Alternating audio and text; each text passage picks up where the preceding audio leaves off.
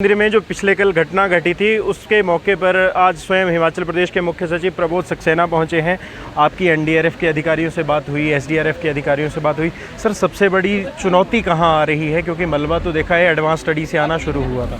सबसे बड़ी चुनौती ये है कि ये मलबा जो है ना, बिल्कुल इसके अंदर आप कोई झांक नहीं सकता, तो मलबे को हटाना ही पड़ेगा और कोशिश करना पड़ेगी उन शवों तक पहुंचने की जो अंदर दफन है।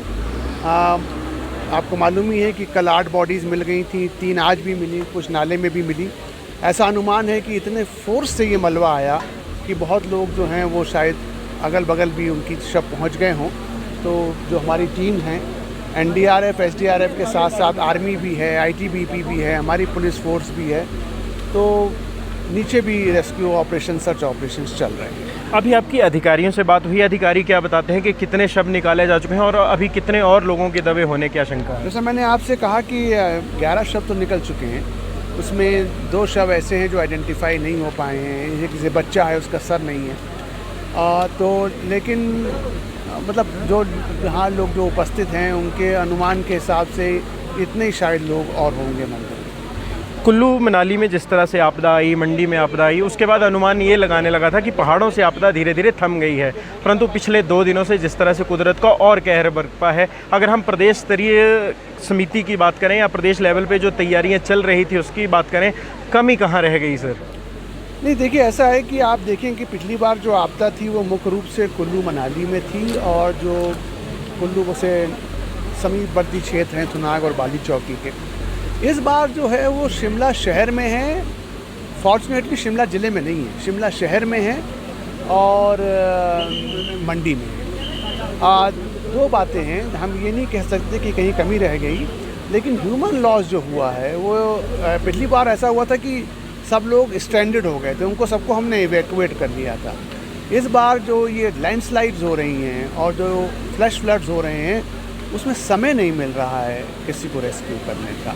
यही कारण है कि पिछले 2 दिन में ही करीब 53 से 54 मौत हो गई हैं और 10 से 15 लोग अभी भी मिसिंग हैं। आपने ह्यूमन लॉस का जिक्र किया, ह्यूमन लॉस हम भी देख रहे थे, काफ़ी ज़्यादा हुआ है। लोगों तक मैसेज पहुंच नहीं पाया या लोग सुन नहीं रहे हैं, या फिर हम पर्यटकों की बात करें, कुछ जगह ऐसी भी घटनाएं हुई जहां कुछ पर्यटक भी थे, जिस तरह से पीआरटीसी की एक बस मिली थी। नहीं, पर्यटक ऐसा है कि देखिए अब इस वक्त तो अब ऐसे ये शिव मंदिर है या यहाँ फागली है, तो यहाँ कह नहीं सकते थे कि कोई मतलब पहले से प्रिकॉशन लिया जा सकता था। ये तो अनफॉर्चुनेट एक इंसिडेंट है। और लेकिन हाँ, ये बात सत्य है कि जो नालों के समीप घर बने हुए हैं वो फ्लैश फ्लड की लपेट में हैं, और जो नदी से और नालों से ऊपर जो संपत्तियां हैं वो बची हैं। तो बड़ा प्रश्न ये है कि क्या हमको अपने कंस्ट्रक्शन को एक नई दिशा में रेगुलेट करना पड़ेगा।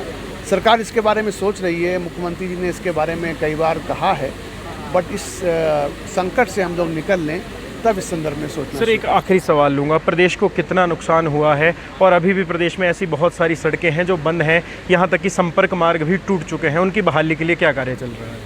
देखिए, संपर्क मार्ग में इस प्रकार जो हमारा सबसे बड़ा जो एक संकट है वो नेशनल हाईवेज का है, और ये नेशनल हाईवे जो है वो मुख्य रूप से कुल्लू और मनाली के बीच है। बाकी सब जगह खुले हुए हैं, लेकिन कुल्लू कट गया है। तो इस वक्त मुख्य रूप से जो NHAI के लोग हैं वो उस हाईवे को रिस्टोर करने में लगे हैं, और हम चाहते हैं और उम्मीद है कि आज शाम तक हमको जो है ये कटोला कमांड वाला रास्ता खुल जाएगा, तो कुल्लू से हम आज शाम तक जुड़ जाएंगे।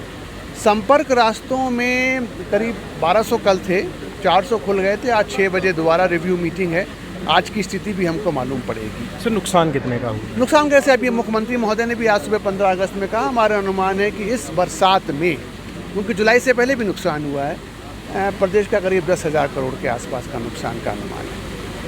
प्रदेश में लगभग 10,000 करोड़ रुपए का नुकसान इस समय इस प्राकृतिक आपदा से हो चुका है, परंतु इस प्राकृतिक आपदा में बड़ी बात यह है कि ह्यूमन लॉस हिमाचल प्रदेश को इस बार ज़्यादा क्षति पहुंची है। पिछले कल फागली की बात करें, वहां 5 लोगों की दुखद मृत्यु हुई थी। वहीं जहां पर हम इस समय अभी समर हिल में मौजूद हैं, अभी तक 11 शव यहां से बरामद किए जा चुके हैं। वहीं प्रदेश में बड़ी चुनौती इस टाइम जो राष्ट्रीय राजमार्ग हैं उनको खोलने की है, जिस तरह से मुख्य सचिव ने भी बताया है। तो बहरहाल संवाद भारत में अभी के लिए बस इतना ही। नमस्कार।